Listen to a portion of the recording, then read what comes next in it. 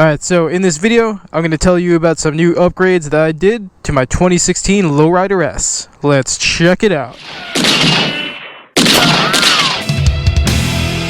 What is going on YouTube? BK Low is back in the building. And today is an exciting day.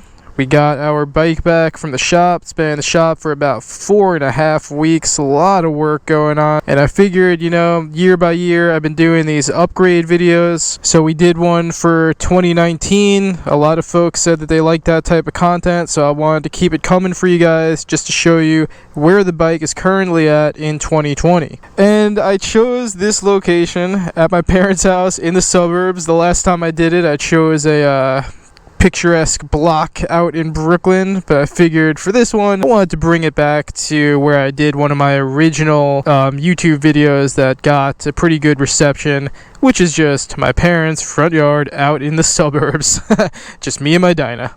Okay, yeah, so as you can see, the bike is in a very different place, especially when you compare it to where it was at in 2016. So like we usually do, I'll break down each of the new upgrades, and then if you guys have any questions or comments, feel free to leave them. But here we go. So probably the elephant in the room is the FXRT fairing. Yes, it's the RWT FXRT. You know, it's something that we're seeing more and more these days, especially in the purpose-built Dyna scene, and I had been thinking about it for a while. My buddy Nick Dyna Navy actually runs it, and I'd always been curious. Yeah, so the FXRT fairing, it's something I've always been curious about, but then that Seattle trip I took with Jen last year kind of sealed the deal when I was riding the Road Glide. I just loved having that fixed fairing, you know, loved the way it felt. And then, of course, you know, this upgrade was definitely a purpose-built upgrade, but I'm not going to lie when I say that I definitely love the retro look that you get from this fairing. So I did do a separate video that I'll drop at some point of just my initial reaction of how I was feeling coming from a T-Sport directly onto this FXRT fairing. I could tell you it is a world of difference, but I don't want to digress too much. So if you want to see my initial reactions, check out that upcoming video on it. But yeah, again, this is the RWD FXRT fairing for Dyna, and yeah, that's probably the biggest upgrade here. Totally changes up the look of the bike, and again, it was an upgrade that I thought just made sense for my riding style, where you guys know I'm going fast, I'm going far, I'm doing the long bike trips, I'm doing Sturgis, trying to do cross country and back at some point. For those types of miles and the type of riding I'm doing, it just totally made sense. And you know, I've been thinking about it for a long time, and that's it. It was time to do it.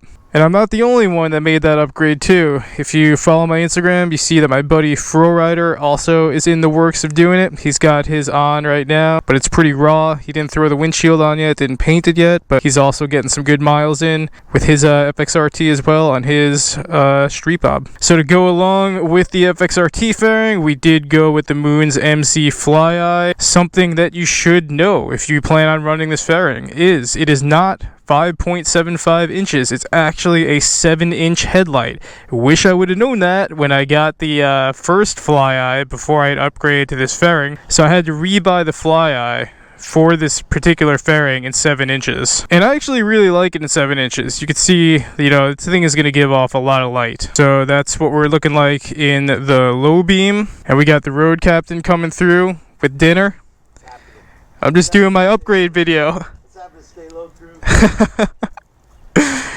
I better try to get this moving a little bit so I can eat dinner with my parents. And here is what that light looks like on high beam. So you can see, you know, 7-inch headlight gives off a lot of light. Definitely gives this bike more of a presence on the road, and I'm really digging it, you know. But yeah, I'm really happy with the Moon's MC Fly Eye. You know, I was running it before I upgraded the fairing, and there's just nothing brighter. There's nothing that gives it that unique look. Really pops. So yeah, definitely happy with it. Not an upgrade, but something that I'm thinking about is the turn signals. So I was going to relocate them, but figured just leave them for now. So you could kind of see what it looks like as they are right now. You can see that they're kind of going through the windshield, which I'm not too psyched about. So I think at some point in the future, we could expect those to be relocated. Options for that is we could take them and then we could put them on the forks, or they make pods that actually go into here, but I'm kind of wary to do that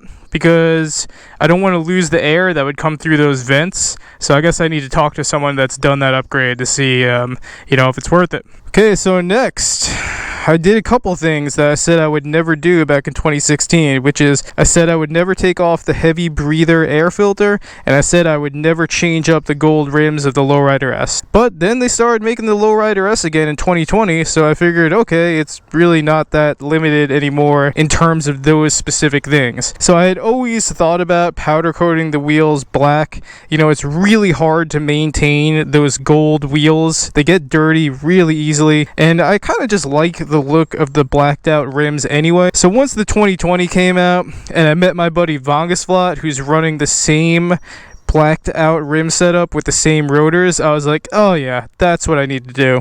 So as you can see, we have the blacked out powder coated, and that is gloss black, same rims, and these are the crown cut rotors from Lyndall. And of course, we are running those in the back as well. So again, Lyndall brakes. Shout out to Lyndall. And then while we're at it, we threw in some inserts. That's from Hard Rider NYC, making the custom brake inserts. So we got the lowrider in the back, and then we got the Go Fast crew in the front. That's from Hard Rider NYC, making those custom brake inserts. So yeah, that definitely really changes up the look of the bike. You know, it's crazy seeing this thing without those gold rims, and it's just crazy seeing these blinged out gold rotors on here. There's nothing like Lyndall, man. Really happy to support the company. They've been really cool to me for years. So yeah, we went with the SNS Stealth. But yeah, I installed this. This is one of the install jobs that we were doing during the actual lockdown, when just come out here, take a little ride, come and wrench for a little while. And yeah, I'd always wanted to keep the heavy breather on there, just to, you know, keep one of those trademark Lowrider S pieces, but it really does just clean up the bike a lot.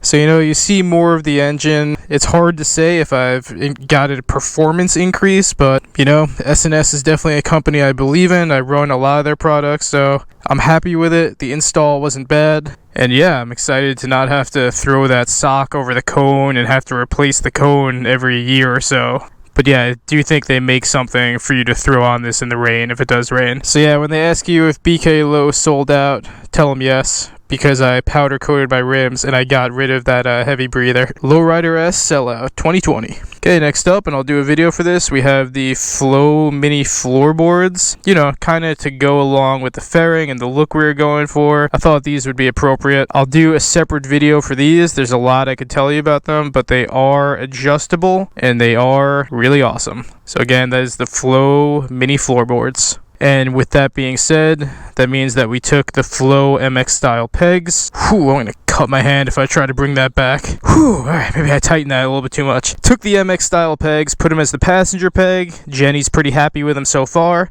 So yeah, we moved those back. I definitely dropped this video at this point. You know that I did bring the gauges up. So, yep, gauge relocation kit. That's by SNS Customs.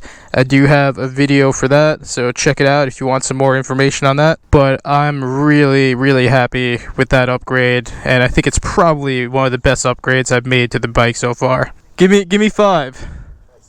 No, I'm almost done. Let me finish. Dad, you're embarrassing me in front of YouTube. And yeah, so, you know, I love the look of those gauges, but it's just also really nice to not have to look down when I want to know my RPMs or my speed. So yep, really happy with these gauges, and that was an install that I did on my own, so if you have any questions about that, I could definitely answer them. And I guess maybe it's worth mentioning, I also put a fresh set of scorchers on there. I've gone back and forth, I've done Shinkos before, I've done scorchers, and just for the mileage you get out of scorchers. And yeah, so that's pretty much it. This bike is in a very different place than we started out, very different place than 2019. I'm very happy with this. As for the rotors and FXRT fairing, that work was done by Rolling Thunder Cycles. Again, it's just the first day I've got it back, so I really want to put some more miles on this before I give you more specific reviews about the fairing itself. And yeah, I just couldn't be more psyched for where this bike is at right now. There's not a whole lot I could really think of that I would do past where we're at right now. But I think I also said that in 2019, and here we are in 2020. funny. But yeah, if I were gonna do anything else, I think I would do the lowers, and I could throw those on. They would have to get painted, but I think right now, especially just because we're in the summer, I'm just gonna leave it with the lowers off, and I'm just gonna enjoy the fairing as it is. Whew, alright, so yeah, a lot going on here. I hope you guys enjoyed the video. I hope I covered everything that you wanted to hear about. If you have any questions about any of this stuff, feel free to reach out. I'll do my best to answer them. I did, this time around, do some of my own bike work on some of this, so hopefully I could be a little bit more helpful. But as always, thank you for watching. Stay safe out there, and stay low. Listen to the bad brains, positive mental attitude always. And BK Low is out.